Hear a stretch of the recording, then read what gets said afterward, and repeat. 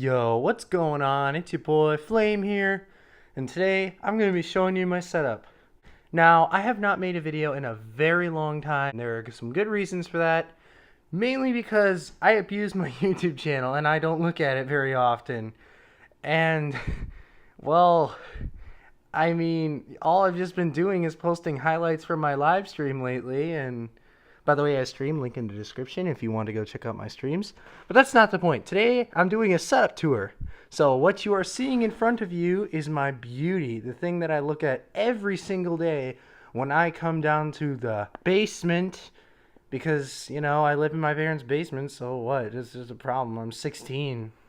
I'm in high school, so what you got here is you got my, you're probably asking me about my hardware peripherals. The first thing you're probably going to ask is, what is your PC? My PC, it's kind of hard to see here because it's dark because I turned off the lights, but I have a Cougar case, and it's in a beautiful, beautiful orange finish on the top and the sides. And I'm rocking 8 gigabytes of DDR3 RAM, an Intel Core i5 4770, well, 4570, excuse me. And I'm also rocking a GTX 660 Ti. Now, as I tell you those parts, you're probably thinking, well, those are not new parts at all. Those are parts from like 2014 or something. Well, you're right, and you're also wrong. You're right because they are old parts, but you are wrong because I built it on a budget. This PC was built for $300, and since then I've had no money. And that's why my games library looks so empty on Steam. By the way, add me on Steam, Flameboy900. Now that that's out of the way, now I can show you my second monitor, which is just a 50-inch flat screen TV.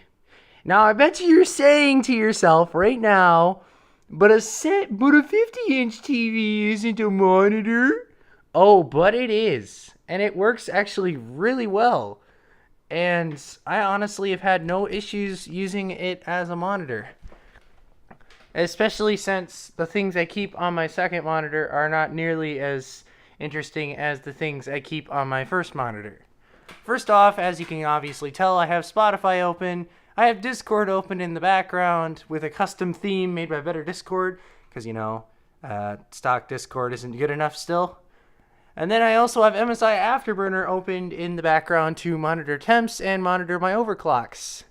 Which, by the way, if you want to know what overclocks I'm running, I will zoom in on the camera right now so that you can see. And it is not limited to this. I just have it set at its about halfway overclock. Because I feel as though halfway is about all I need right now, considering the fact that I'm not gaming right now. And I just don't need that high of an intense of an overclock right now. And you're probably asking me about my monitor. From a glance, it just looks like the monitor has its own built-in RGB. But for the fact of that, I bought a $5 RGB strip at Walmart, guys, to make this. And honestly, it's not the worst thing in the world. I love having RGB on the back of my monitor. Oh my god, cable management is a bitch if you really hate it. Like, all that cable management I had to do just to get that RGB to look as pretty as it does right now on the back, it sucked. But otherwise, that's not the only thing. And in the beginning of the video, you probably saw my peripherals here. This is my beauty. This is a cheap, well, I wouldn't call it cheap. I'd call it mid-range, $50 mechanical gaming keyboard with blue switches. And the blue switches actually aren't as bad as I thought they were. They kind of sucked at first, but then I got used to them. And since I'm a circle clicker and I like to click circles, I tend to tap a lot on the keys. And that's why I decided to get a mechanical keyboard, because my membrane one was not good enough. And a lot of you who have followed me for a while probably know about my membrane keyboard and how I used to be a membrane warrior for all 3 years I played OSU. Then over here, you just got your pretty boring and stock Gateway mouse that I found at some box that I had in the basement. And then down here, you have my beauty. You have my XP Pen tablet. This thing is the thing that I like to use every single day. And I would hate to turn the light on because you would cringe so hard from seeing the amount of scratches that are on this thing. And that's not the only thing. This is the pen for my tablet. So as you can clearly see, it has a fair amount of wear on it. You can only see the XP. The pen has faded completely out. And I'm not sure if you can see, there used to be a pen nib there, and there's literally nothing but a little tiny spot. And then, of course, over here, you have my microphone, which is a beautiful microphone. I love this AT microphone. It is really good. And honestly, it's not the best for, like, background noises and stuff. It kind of picks them up a lot. So that's why I like to use my headset when I'm streaming. I use this mainly for talking on Discord and for streaming sometimes when I'm too lazy to turn on my microphone and get stuff working. And, well, it also works when I'm gaming. Like when I'm gaming, playing a game of Paladins or playing some other game that requires voice chat, I tend to use my headset a lot more than I use my microphone. And the microphone is, well, obviously mounted on a mount that is actually not connected to the table. It is using its own legs on the bottom there, and it is just beautiful. And you're probably asking me about the things here in this blank area right over here. That is my webcam, which I have sitting on top of the box for my Wi-Fi adapter. Because, you know, I didn't get a wired LAN card like I should have probably.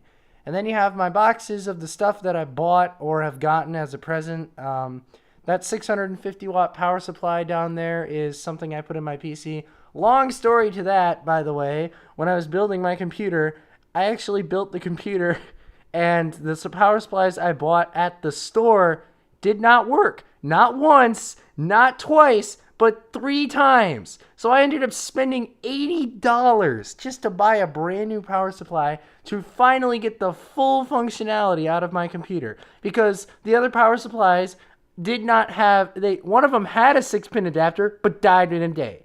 The other one had had only one 6-pin connector, but died in a week. And I could only run internal graphics on my CPU, which was 2 gigabytes of VRAM, but that's okay. I mean, I lasted on that for like a solid 2 weeks.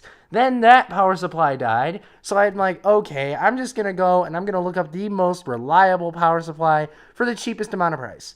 And that was a 550 watt, but then I thought, well, if I'm going to be gaming and using an overclock, I'm probably going to be eating up a lot more power. So then I bought this 650 watt power supply from Corsair, and that has done me well for everything I need. It powers my RGB, it powers my case RGB, it powers my fans, and it powers just about everything you could imagine, and it handles the overclock like a champ.